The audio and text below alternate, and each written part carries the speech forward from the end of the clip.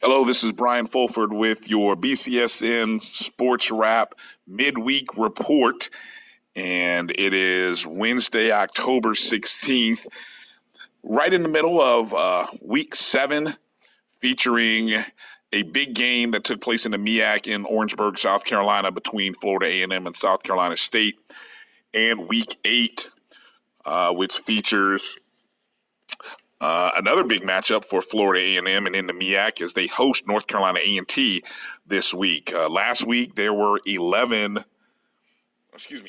homecoming games, and I believe the record count was maybe 6-6.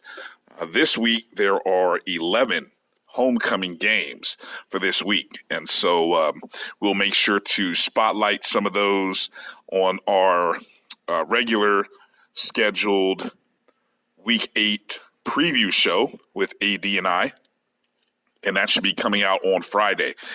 But the purpose of this midweek report is just to kind of get through a few things that maybe we didn't touch on or we didn't get to from the wrap-up show earlier in the week, and we want to appreciate those of you who took time to listen, download, and most importantly, we hope that you shared it with a friend or two, at least two friends that you shared. Hopefully you caught them, and hopefully you caught our interviews with head coach Willie Simmons from Florida A&M, Edward Waters coach Greg Ruffin, and Miles coach Reginald Ruffin. All right, so some of the statistics from Week 7 that kind of caught my interest, and in the sake of not going through all the names, we want to encourage you, if you go to our website, mybcsn.net, you will see, if you go to our post, you'll see our top 7 report. I did make sure to tweet that out on Twitter, and it's on Instagram as well, so you should be able to see those as well. But there were a few things that caught my eye. We have what I will call a 5+ touchdown club for quarterbacks. We can call this the 5 touchdown quarterback club, and there were 4 quarterbacks who accounted for 5 or more touchdowns in Week 7, and we'll start with Felix Harper of Alcorn State, who had 5 passing touchdowns in his performance. He was 16 of 21, 324 yards overall, 5 touchdowns in the win. And I firmly believe that Felix Harper is in the hunt for SWAC Offensive Player of the Year. I mean, he what he has done over the past 4 weeks, in wins for Alcorn State, first and foremost. He's filling in for Noah Johnson, who was the preseason player of the year, offensive player of the year candidate.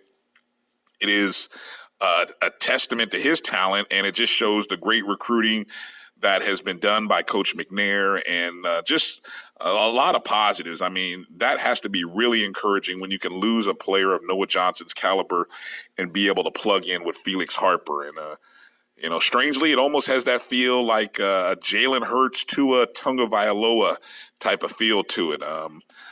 It remains to be seen whether Felix Harper turns into Tua, but the way he's playing, if Noah Johnson comes back later in the season, going down the stretch, it will be interesting to see whether Coach McNair stays with Harper or goes back to Johnson.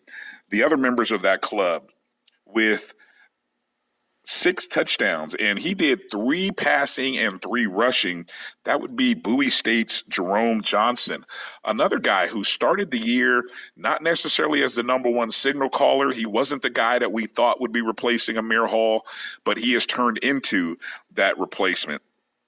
He had 193 rushing yards, which was one of the top rushing performances in only 11 attempts, and he did that with 3 touchdowns rushing. He also threw 3 touchdown passes. Didn't have a great passing night. I think he only threw maybe 7 or 8 passes overall, and it was even under 100 yards total, but he still ended up with 3 touchdown passes. The next member of the club, another guy who split between rushes and passes, and that was Norfolk State's Jawan Carter. 6 touchdowns total, 4 of them passing, 2 of them rushing. He was 16 of 23 for 377 yards passing. He also rushed for 56 yards, and that was against Howard on the road. Notice these other, Carter, Harper, Johnson, all did this in wins. And the last guy who all touchdown passes, he threw 6 of them, was West Virginia State's Austin Hensley. He was 28 of 38 for 414 yards, 6 touchdown passes as West Virginia State won. So all 4 of those guys, part of the 5+ touchdown quarterback club, coming in with big numbers. How about their receivers? Now, there were 4 receivers, or I should say 4 sets of receivers that racked up 100+ yards receiving for 4 different schools. I'll start with Florida A&M. FAMU had the combination of David Manigo with 137 receiving yards, I believe, on 11 catches, and Xavier Smith with 136 yards receiving, and he caught 2 touchdowns for FAMU in their win over South Carolina State. And West Virginia State, on the receiving end of Austin Hensley's passes, he had A.J. Barrett, who had 161 receiving yards and 2 touchdowns. Barrett's 161 yards were the most receiving yards in Week 7 on the HBCU scene for receivers. And then there was Tyrone Light, and Light had 112 receiving yards and a touchdown. And he also had over 100 yards in the special teams, I believe, kick returns. So in all, he had about 223 all-purpose yards, Light did, for West Virginia State. Of course, Norfolk State, they had 2 receivers. I mean, if Jawan Carter's throwing 377 yards, well, he had 2 guys over 100 yards. That was Justin Smith with 133 receiving yards and 2 touchdowns, and Tylen McElhinney. Hopefully I said that right. I have a feeling I may have messed that up, Tylen, so I apologize for that. He had 109 receiving yards and a touchdown. And then there was Alcorn State with a pair of receivers on the end of the receiving end of Felix Harper's passes. Juan Anthony Jr. with 140 receiving yards and a touchdown, and Chris Blair with 108 receiving yards and 2 touchdowns. So a pretty amazing day statistic-wise. There were a ton of receivers, probably about 15 to 20 receivers that had over 100 yards receiving. And those schools, those 4 I just mentioned, FAMU, West Virginia State, Norfolk State, and Alcorn, had 2 receivers with 100+. And then there was the 3 rushing touchdown club by these running backs. Terraris Saffold of Central State, 240 rushing yards on 13 carries. He had 3 touchdowns, 322 all-purpose yards. Make note of that because we'll get to that in just a moment. Tim Whitfield of Langston, 226 yards, 3 touchdowns on 28 attempts. And then there was Brett Sylvie of Kentucky State, 162 yards on 28 attempts as well. And if you just wanted to throw somebody into the 3 rushing touchdown club, well, we'd have to add Jerome Johnson, who had 3 touchdowns in his 193 rushing yards. So Jerome Johnson, the only player to be in 2 clubs, the 5+ touchdown quarterback club and the 3 rushing touchdown club. So those numbers are all there. And, of course, I want to encourage you to go take a look at those before you kind of get ready to move on to Week 8. All right, so the next thing we want to go to is the introduction, of our Week 8 BCSN Top 5 polls.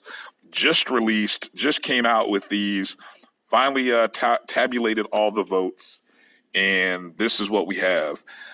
For the top 5 in Division 1, I'm going to count it down from 5 to 1. Number 5 this week, South Carolina State still managed to be in the top 5. I believe they may have been 4 in the previous week's poll. Still highly regarded, South Carolina State, with the tough loss to Florida A&M, but I believe they have homecoming this upcoming week, and I think that is where they will get win number 129 for Buddy Pugh for South Carolina State. Number 4, a bit of a surprise to me, Alcorn State comes in at number 4. They dropped in our polls. I believe they were number 3 last week in our polls, but they dropped to number 4. Their record is 5-2 overall. Number 3, moving up from the number 5 spot, Florida A&M, with a record of 5-1. They have the longest winning streak they have the longest winning streak in the FCS Black College scene. Of course, their winning streak is one behind Bowie State, who is unbeaten at 6-0. But the Rattlers have rattled off 5 in a row since losing their opening game of the season against UCF. Number 2 in our poll, Bethune-Cookman. The Wildcats are winners of 4 in a row. They're number 2. You could easily debate FAMU versus Bethune-Cookman, 2 versus 3. Given the fact that FAMU has a big game coming up against North Carolina A&T, the opportunity to jump and leapfrog Bethune sits there. But, of course, it's all going to come down to those two teams when they play each other in November in Orlando in the Florida Citrus Bowl. And, of course, the number 1 team in our poll, in everybody's poll, still North Carolina A&T with a record of 4-1. And that will be put to the test as they take on number 3, Florida A&M. In the top 5 under D1, nothing really changed in this poll as far as I can tell. Number 5, West Virginia State of the Mountain East Conference.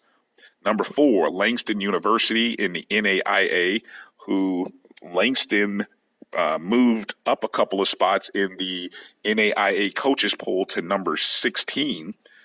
Number 3 is Miles College. Miles with a record of 5-1.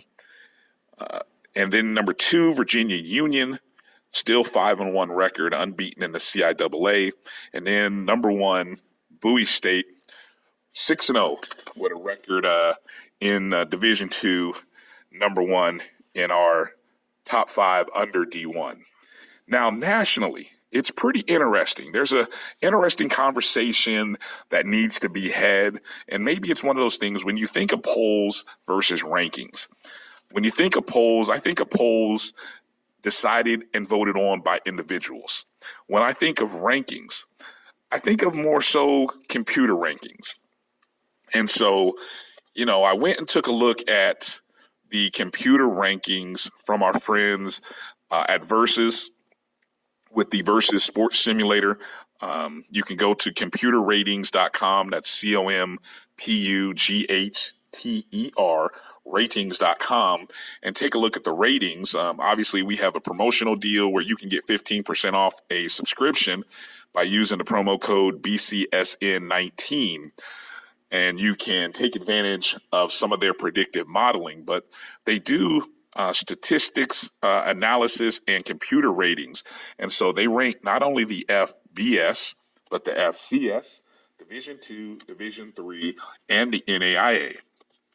So the polls, let's start with the polls. It's pretty interesting. The fact that in the Division II polls, as voted on by the AFCA, the coaches poll, Bowie State in Division II comes in ranked 16th, up 2 spots from 18th. There are 16 unbeaten teams still in Division II. And so pretty much the first 14, 15 spots in the poll, all undefeated teams. And so depending upon how the pollsters view your conference is pretty much how that poll goes. Valdosta State, the defending national champs, they went unbeaten last year. They haven't lost this year. They're sitting at number 1 still. I don't think they've come off of that. So, pretty much everybody else is following in right behind them. It should be noted in terms of other HBCUs, Virginia Union is just sitting outside of the top 25, sort of in that others receiving votes. They're like the next closest team. They would probably, I guess you'd call them 26th in the polls as they are receiving votes. And then there was Virginia State, who actually received a vote as well. None of the other HBCUs in Division II are receiving votes. Over in the NAIA, the coaches poll, as mentioned, Langston is ranked 16th in the coaches poll. Now, over in the FCS coaches poll, national poll, North Carolina A&T is 11th. They were previously 14th, so they moved up 3 spots in a bye week. North Carolina A&T didn't even play, and they moved up 3 spots. Can you imagine? I mean, that's what we're talking about in the polls. So A&T moved up. There are no other schools, not Florida A&M, not Alcorn State. Nobody else from the HBCUs are in the top 25. And, I'll leave it to those of us who subscribe to the conspiracy that the reason you're not going to see us HBCUs in those polls is because there's sort of a, since we're not participating in the FCS playoffs, there's probably a little bias by some pollsters and saying, why vote them in? It is what it is, but, as long as we understand the game that's being played. So now, comparing the polls to the rankings, these are the computer ratings from Versus, our friends at Versus, again, computerratings.com. Over in Division II, there is no HBCU ranked in the top 49 of the computer polls. West Virginia State comes in ranked 50th, or I should say rated 50th. And the top 5 by Versus, West Virginia State at 50th overall, Bowie State 57th overall, Virginia Union 58th overall, Albany State 61st overall, and Miles College 64th. So if you were to look at just a top 5 of computer ratings, it would look like number 1, West Virginia State, number 2, Bowie, number 3, Virginia Union, number 4, Albany State, and number 5, Miles. Very interesting how the computers view those teams in the Division II level.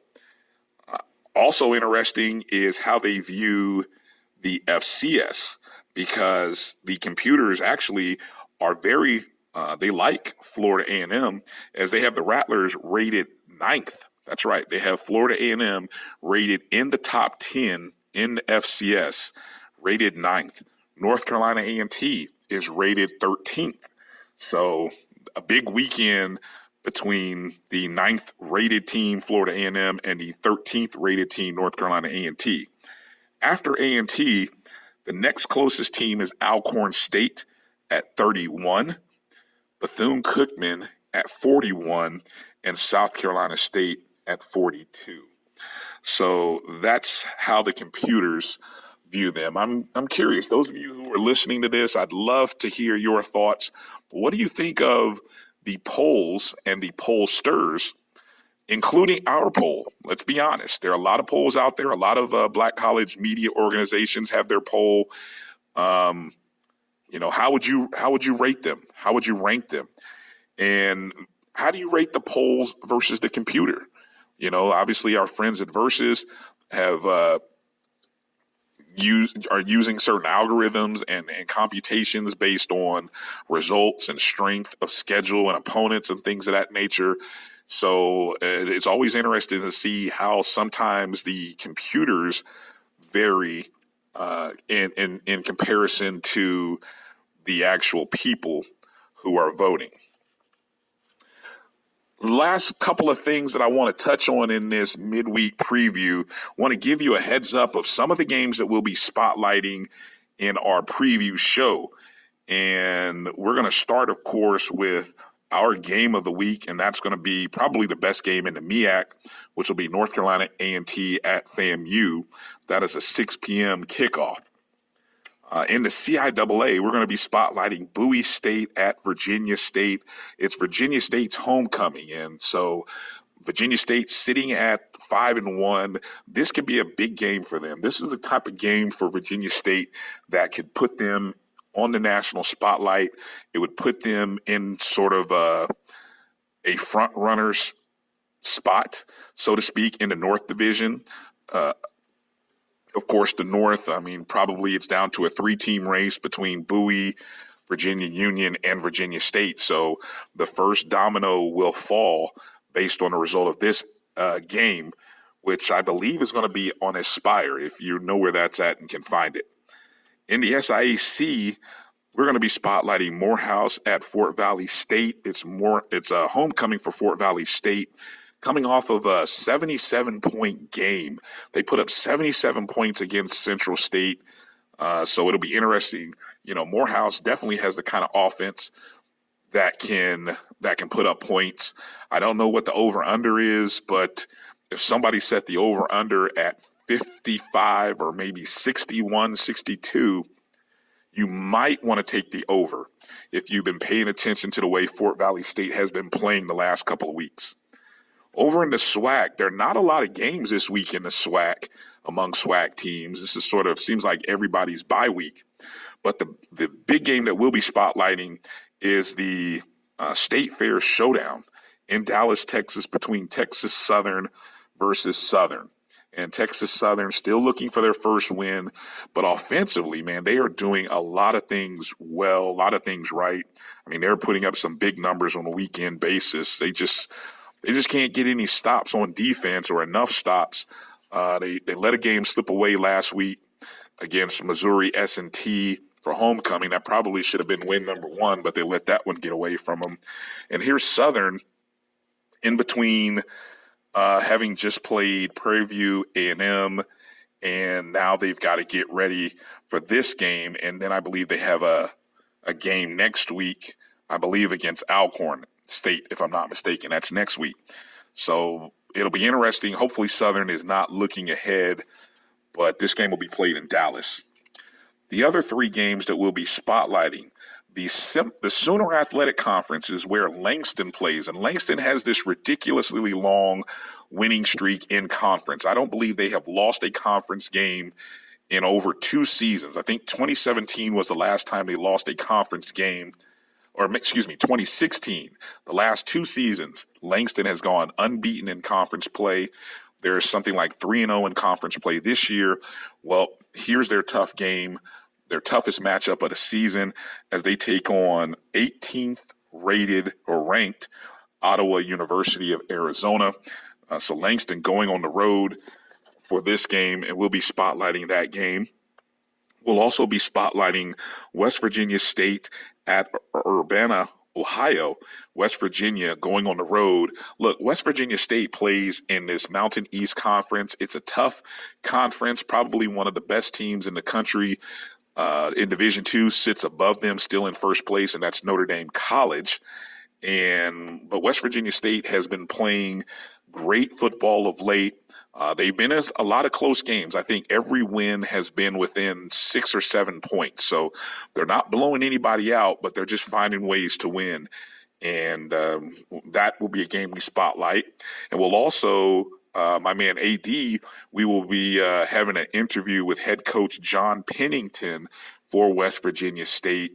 AD had the pleasure of speaking with Coach Pennington, and it's a pleasure to get him on the show. AD's been big on West Virginia since very early in the season, and it's been a great year for them. They are currently 5-1 on the year, 5-0 in conference. This is the best conference start they've had in the last 2 seasons under Coach Pennington. In the last 2 seasons, they finished each year 6-5 overall and 5-5 in the conference. So this already is the makings of a great season. And sitting right behind them in the standings is Urbana. They are 4-2 overall and 4-2 in the conference. So this should be a good game we're spotlighting. And then a game that we'll be broadcasting. We'll be broadcasting Miles College at Edward Waters, 6 p.m. kickoff. That game will be seen on the Black College Sports Network, on our Facebook page, and probably on our web page as well. So we'll be tweeting out the information, but that game will be seen live 6 p.m. Saturday in Jacksonville. So there's a couple other games that'll be of interest and note in the CIAA. You've got Livingstone at Shaw. We'll see if Livingstone can rebound after that tough loss after they gave St. Aug their first win. And then how about Norfolk State at Bethune-Cookman? Norfolk State's been playing rebounded from a tough loss to A&T to getting a big win, a lot of offensive production against Howard. So, will Bethune, how will that game play? Norfolk State's defense has given up some points. They were bloodied by A&T. They hung in there against Florida A&M. So now they get a take on Bethune, and they will be upset-minded. I personally think Norfolk State is one of those teams that the top four teams in the MEAC have to be careful of. And so A&T and FAMU have already cleared the hurdle of Norfolk State. Can Bethune-Cookman be the third of the top four teams to clear them as well? Just a few statistics, some individual statistic performances that I thought I'd mention. I'm just going to mention one, and we're going to tweet these out a little bit later. So if you follow us on Twitter at MyBCSN1, you can follow along later today on some of these statistics nationally, as some of the players within HBCU are just putting up the type of numbers, ridiculous numbers that have them ranked in the top 10, 15, 20 nationally with all the other schools. And so I'll just go all-purpose yards. And all-purpose yards essentially consist of rushing yards, receiving yards, punt return, and kickoff return yards. It does not include passing yards for quarterbacks. So pretty much this is skilled player yardage. The number one and number two ranked players in FCS and all of the nation are from HBCUs, and that's Chris Rowland, who's ranked number one for Tennessee State, and number two, DeWanya Tucker at Prairie View A&M. Now, Chris Rowland has amassed 1,455 total yards. He has 1,021 receiving yards, which is one of the tops in the country. I believe he might lead the country in receiving yards. He has 113 rushing yards, 91 punt return yards, and 230 kickoff return yards. And he's done all that in 102 plays. So his yard per game average is something like 207.86 yards per game. And I believe Rowland's receiving, he's like number two or three in actual receptions. And so number two is DeWanya Tucker, the running back from Prairie View. He's only played 6 games, but he has 1,091 yards total. 712 of those have come from rushing, 88 receiving, 25 punt return, and 266 on kickoff return. So in 116 plays, he is just over 1,000. So he is number two overall with an average of 181.83 yards overall. Coming in at number 8 nationally ranked in all-purpose yards, Jamaine Martin of North Carolina A&T. He's only played in 5 games, and of course, A&T was on a bye last week, so he actually was leading the country in rushing yards after week 6 with 742 rushing yards. But of course, when you don't play a week, the next man surpasses you, and so he has only a few yards receiving. So pretty much his all-purpose yards really come from the receiving game, but he's 763 total yards in 83 plays. And that's an average of 152.6 per game. Also to mention in the top 20, Jimmy Robinson comes in at number 11, the wide receiver and special teams or return specialist for Bethune-Cookman. He comes in with 889 yards total, 536 of those on kickoff returns, 328 receiving yards, and just 25 rushing. And that's in 6 games for Jimmy Robinson. Now, over in the Division II side, Division II, we also have a HBCU player ranked number 1 in all-purpose yards, and that's Tereris Saffold of Central State. The senior running back. In 6 games played, he has 1,330 yards all purpose, 780 rushing. Of course, he had the big day this past weekend where he rushed for 240. That combined with 462 kickoff return yards, 88 receiving yards, and he has done all that for an average of 221.67 yards per game. Anthony Evelyn from Lane College, the Lane Dragons, comes in tied for 8th nationally with 6 games played. Evelyn has done it in the receiving and kickoff return category. He has 1,001 yards, just got over the 1,000-yard mark. In 6 games, he has 502 receiving yards, 403 return yards, just 12 rushing and 84 punt return yards. He averages 166.83 yards per game. So just 2 guys who are doing it real big. Some other guys who are just outside of the top 20 nationally in all-purpose yards. And so, as I said, we'll tweet out a lot of these statistics. So make sure you're following us at MyBCSN1 on Twitter, and that's where you can see some of these statistics. The last thing in this midseason report, I wanted to just make a quick mention about the XFL draft, which actually took place Tuesday and finished up on Wednesday today. And so obviously you're familiar, hopefully you are familiar, the XFL will be the new spring league, trying to do and last longer than the AAFL did as a secondary league. And so what they did with their draft is they basically had a quarterback draft before anything else, obviously understanding that quarterback is the most valuable player on the board for most teams, or at least probably should be. And then what they did is they broke up the rest of the draft in 2 days, but they did it based on positions. So in day 1, they basically had what they called a 10-round skill players draft. So any skill player, running back, wide receiver, tight end, any offensive skill player guy you could draft, and each team had 10 players to select. Of course, there are 8 teams in this league, so that's how that was the first set. Then they do also a similar thing with offensive linemen. So any offensive line position, guard, center, tackle, left, right, whatever you want to do, you draft in the next 10 players.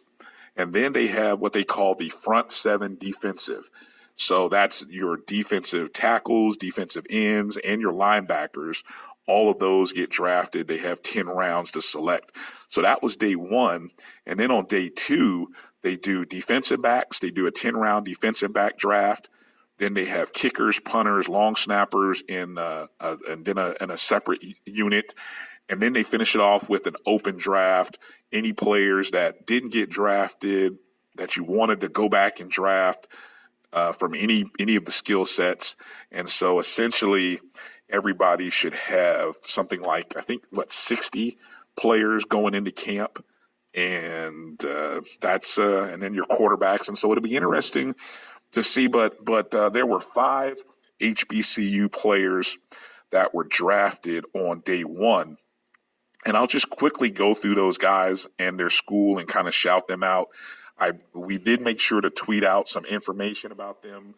So if you go back through our Twitter feed at MyBCSN1, you can see those names that were drafted. You had Anthony Stubbs, a linebacker from Prairie View A&M. He played for Prairie View in 2017 and 2018, so was just the last 2 seasons. He was drafted by the Tampa Bay Vipers in the front 7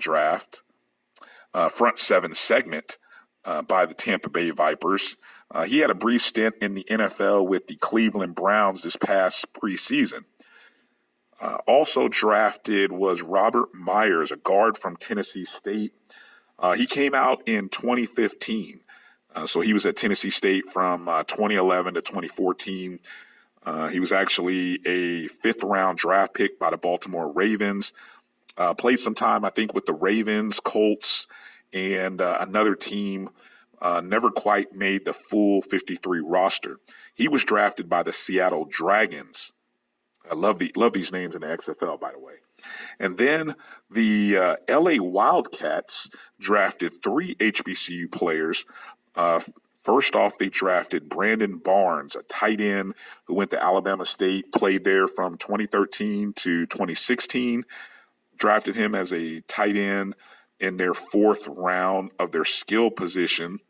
And then Martez Carter, the running back from Grambling, he was drafted with the 7th pick of the skill position segment. Of course, Carter was a standout for Grambling, who had 5,267 all-purpose yards and 40 touchdowns during his time at Grambling from 2014 to 2017. Of course, for those of you who are most familiar with Carter, his 2016 season might have been his best year, where he had 906 rushing yards and 11 touchdowns, 351 receiving yards and 3 scores, 443 kick return yards and a touchdown, and 182 punt return yards. So in total, 1,882 all-purpose yards and 15 touchdowns for Carter during that season, that championship season for Grambling. And, of course, he came back and had a pretty good year his senior year in 2017, but not quite the same as the not quite the same. I mean, it was very close, though. Nothing to feel bad about. But Carter, he actually played a couple of games with the New Orleans Saints in 2018 in their preseason. And let me go back for a second. I should make mention that Brandon Barnes, the tight end, he had a brief stint with the Jets in 2017 where he played 2 preseason games. And he also played for the Oakland Raiders this past preseason. He played 4 games with them. Never quite caught on. So hopefully he will get that chance with the Wildcats. And then drafted in the offensive line group, Anthony Morris, the tackle for Tennessee State. He was at Tennessee State from 2011 to 2014. He was drafted in the 7th round by Oakland back in 2015. Had a stint with them. Then he moved on. He signed with the Montreal Alouettes of the Canadian Football League in 2017. In 2018, he played with the Memphis Express of the AAFL, and now he is signing, or at least was drafted, by the LA Wildcats. So congratulations to those 5 HBCU guys. Hopefully we'll see some more names come off the board. I mean, it's pretty amazing that there's so many players. I think the draft pool I read was something like 1,000 players. So it'll be interesting to see. But all right, that's going to do it for this midweek report. Went a little bit longer than I thought, but I had a lot of things I wanted to get to. And so coming up later this week, you will hear me and AD Drew talking about our Week 7 games. You'll also hear a couple of interviews from AD, including head coach John Pennington from West Virginia State. And so we're looking forward to being able to talk about and feature them. The Yellow Jackets are one of the best stories right now in Black college football, and so they need a little more love and attention. So that'll do it for this. I appreciate you listening. Share it with a couple of friends. Follow us on Twitter and Instagram at MyBCSN1. Of course, you can find me, Brian Fulford, Dr. B, Coach Brian. You can find me at DRB365. All right. Thanks for listening. Peace out.